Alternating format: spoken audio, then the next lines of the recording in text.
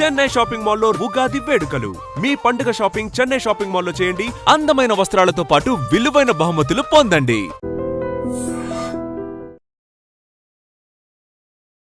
ఈవీవి సత్యనారాయణ గారు అనగానే ఆయన ఇప్పుడు ఆర్టిస్టులు లిస్ట్ వేస్తారు కదా. అవునండి. 3 ఆప్షన్స్ ఉంటాయి మామూలుగా. ఫస్ట్ ఆప్షన్ ఎవరు, సెకండ్ ఆప్షన్ ఎవరు, థర్డ్ ఆప్షన్ ఎవరు, కో డైరెక్టరు, అసోసియేట్, వీళ్ళు కూర్చొని వేస్తారనమాట.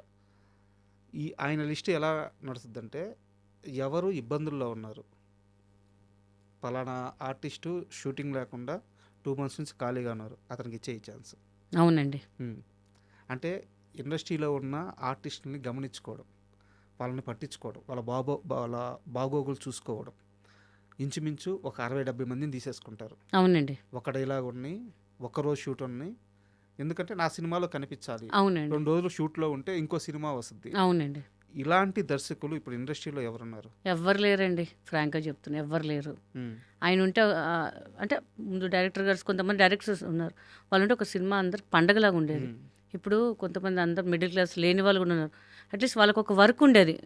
కొంతమంది డైరెక్టర్ జంజాల గారు కానివ్వండి, ఈవి గారు కానివ్వండి, నాగేశ్వర రెడ్డి గారు కానివ్వండి అని ఉంటున్నారు. బట్ ఇప్పుడు ఎవరు ఇవ్వట్లేదండి. ఆ ఫ్రేమ్లో ఒక 2-3 చాలామంది, లేడీస్ కూడా చాలా తక్కువ, జెంట్సే ఎక్కువ ఉన్నారు. ఆయన సినిమా ఉంటే ఎవరికొకరి ఒక 10 days 5 days గడిచేదండి, వాళ్ళకి ఫుడ్ అనేది గడిచేది. ఈ సినిమా కాకపోతే ఇంకొక సినిమా, ఈ సినిమా వాళ్ళకి గడిచేది. ఇప్పుడు ఏమీ లేదండి, ఎవరికి వర్క్ లేదు. చాలా మటుకు చెప్తున్నాను, చాలామంది ఖాళీగా ఉన్నారండి. అంతకెందుకు, మేము కూడా ఖాళీగా ఉన్నాము. ఇప్పుడు అందరూ వాళ్ళకి కొత్త వాళ్ళు కావాలండి, టాలెంట్ ఉన్న వాళ్ళు అవసరం. వాళ్ళు ఎన్ని టేకులు తీసుకున్నా పర్లేదు, కానీ అలాంటి వాళ్ళు టేక్ తీసుకుంటే అదేంటండి మీరు ఇలా తీస్తున్నారు, అలా చేస్తున్నారు. ఒక సినిమాకి వెళ్ళాను, నేను చేయాల్సిన మంచి క్యారెక్టర్ వేరే ఆమె చేసింది. So I respect direction department. వాళ్ళు వచ్చి చెప్పారు, మేడం మీరు చేయాల్సింది ఇది కాదండి, మేము అనుకునేటప్పుడే మిమ్మల్ని అనుకున్నాము, ఇప్పుడు రాగానే మొత్తం మారిపోయింది, అసలు మీరు చేయడం అయితే మాకు ఇష్టం లేదండి, is up to you madam అనగానే, చీని అమ్మ నేను మనకు రెస్పెక్ట్ లేని చోట ఎందుకండి అని చెప్పేసి నేను వదిలిపెట్టి వచ్చేసాను. నేను ఇంకా అవుట్డోర్లో ఉన్నానంటే నాకు కుదరలేదని చెప్పేసి వాళ్ళ డేట్స్ అన్నీ వదిలేసాను.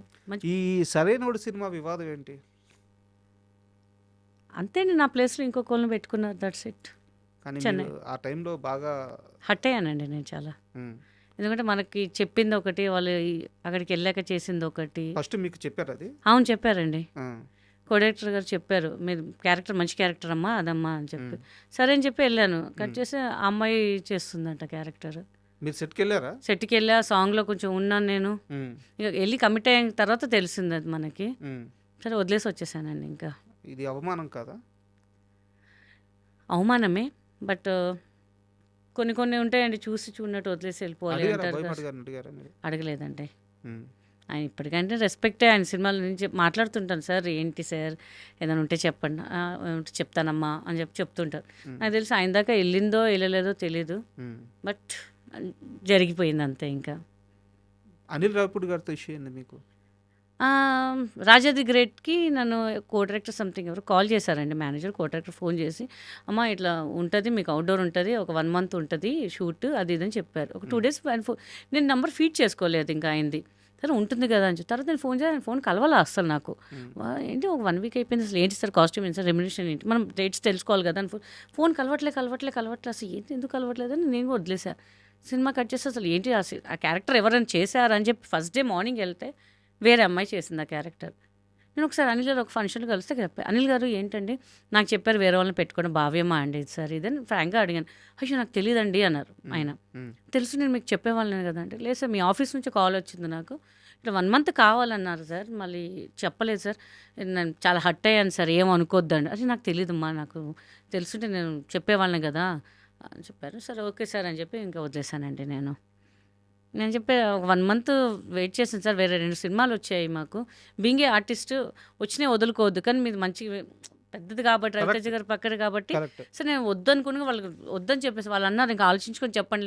లేదు నాకు పెద్ద సినిమా అవకాశం వచ్చింది, నో డౌట్ అండి, వాళ్ళు ఎక్కడ అవుట్డోర్లో ఉండుంటారులే, ఫోన్ కలవలేదు కదా అనుకున్నాను, బట్ మొత్తానికి పోయిందంతా. నా దగ్గర ఒక సీరియస్ క్వశ్చన్ ఉంది, చాలా సీరియస్ క్వశ్చన్. మీరు సీరియస్? ఓకే, దానికి సమాధానం చెప్పాల్సిన మనిషి మీరే. ఓకే అండి. ఈ మధ్యకాలంలో మోహన్ బాబు గారి యూనివర్సిటీ మీద రకరకాల ఆరోపణలు, రకరకాల వివాదాలు, ఆర్థికపరమైన ఆరోపణలు చాలా వస్తున్నాయి. మీ బాబుని, మీ ఇద్దరు పిల్లల్ని మీరు చదివించింది అక్కడే. అవును. ఒక బాబు, పెద్ద బాబు. పెద్ద బాబుని అక్కడే చదివించారు. అవునండి. మేబీ అంటే మీకు ఫ్రీ అయ్యి ఉండొచ్చు అక్కడ. విష్ణు గారి అవును. ఫ్రీయే తాత అండి. ఫ్రీ. ఫ్రీయే. బట్ యూనివర్సిటీ ఎలా ఉండేది? నిజంగా మోహన్ బాబు గారి యూనివర్సిటీలో అన్ని ఆర్థిక అవకతవకలు జరుగుతున్నాయా? లేకపోతే చదువు అలా ఉంటుందా? ఎందుకు ఇన్ని విమర్శలు ఆ యూనివర్సిటీ మీద ఈ మధ్య కాలంలో వచ్చినాయి? మొన్నటిదాకా నెంబర్ 1గా ఉండింది. ఎందుకు? ఎవరు సృష్టిస్తున్నారు? ఇవి నిజమా? అబద్ధమా? యాజ్ ఎ పేరెంట్‌గా మీ పిల్లవాడు అక్కడ చదివాడు కాబట్టి యాజ్ ఎ పేరెంట్‌గా మీ ఒపీనియన్ చెప్పండి. నేనైతే ఎక్కడ చూడలేదండి. చాలా బాగా చూసుకుంటారు పిల్లల్ని. హ్మ్. 2 ఇయర్స్ చదువుకున్నా. ఇప్పుడు బాలేదు యూనివర్సిటీ అని చెప్పేస్తే నేను 1 మంత్‌లో 15 రోజులు తెలిసిపోయేదండి మా బాబు. హ్మ్. ఎక్కడ కాంప్రమైజ్ కాడు వాడింకా. హ్మ్. ఏదైనా బాలేకపోతే నిర్మొహమాటంగా చెప్పేస్తాడు. హ్మ్. మనకు ఫ్రీగా ఇస్తున్నాము అది అని ఏం కాదండి. హ్మ్. ఒక సింగిల్ రూపాయి తీసుకున్నా అని అభిమానంతో చెప్పట్లేదు నేను. తీసుకోలేదు కాబట్టి చెప్తున్నాను. మేమున్నప్పుడే చాలా బాగుందండి. ఈ మధ్య ఎందుకు అట్లా ట్రోల్స్ చేస్తున్నారో నాకైతే తెలీదు. హ్మ్. నేను దగ్గరగా చూశాను కాబట్టి వాళ్ళ సినిమా కూడా చేశాను. ఎలా ఉంటుందంటే ఇప్పుడు మీకు మా బాబు అక్కడ చదువుతున్నాడండి. మీ సినిమా ఉంది. సరే సార్ రెమ్యునరేషన్ ఎట్లా మా ఫీజు ఎట్లాగో తీసుకోలేదు కదా! ఈ రెమ్యునరేషన్ నాకొద్దు సార్ నేను ఫ్రీగా చేస్తాను అంటే, వాళ్ళేం చేశారంటే నేను గా గాయత్రి అని సినిమా చేశానండి. హ్మ్. హ్మ్.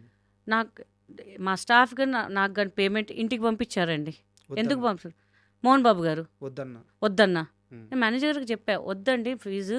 ఎందుకమ్మా నువ్వు వర్క్ చేసావు కదా! తీసుకోవాలమ్మా. వద్దు సార్ మా పిల్లలకి ఎంత బాగా చూసుకున్నారు. నాకు ఒక ఎడ్యుకేషన్ ఫ్రీగా ఇచ్చారు. ఇప్పుడు లక్షలు లక్షలు నేను పెట్టొచ్చు. బట్ ఒక పెద్ద యూనివర్సిటీలో చదవడం ఒక అవకాశం ఇచ్చారు. జస్ట్ నేను ఆయన దగ్గరకు వెళ్ళి చెప్పలే విష్ణుబాబు గారికి అసలు ఏం చెప్పలే. విష్ణుబాబు గారు నా బాబుకి ఫ్రీ ఎడ్యుకేషన్ ఇయ్యని కూడా నేను నోట్తో చెప్పలా. హ్మ్. ఒకరోజు షూట్ జరుగుతుంది తొందరగా వెళ్ళాలి సార్ పిల్లలు ఉన్నారు. ఇవాళ గెట్ టుగెదర్ ఉందమ్మా కొంచెం లేట్ అవుతుంది చెప్పేసి ఇంట్లో కాబట్టి మనం డ్రైవర్ దింపుతానంటే లేదండి పిల్లలు వెయిట్ చేస్తుంటారు. పిల్లలా అంటే అవును సార్ అని చెప్పి అడాప్ట్ చేసుకున్న సంగతి కూడా ఆయనకు తెలీదు. హ్మ్. హ్మ్.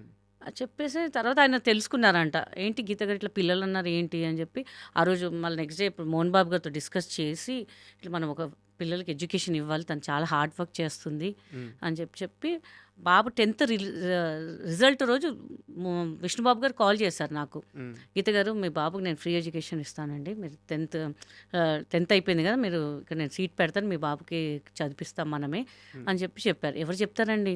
కరెక్ట్. సొంతగా ఎంత పని చేసినా ఏం చేసినా ఎవరు చెప్పరు.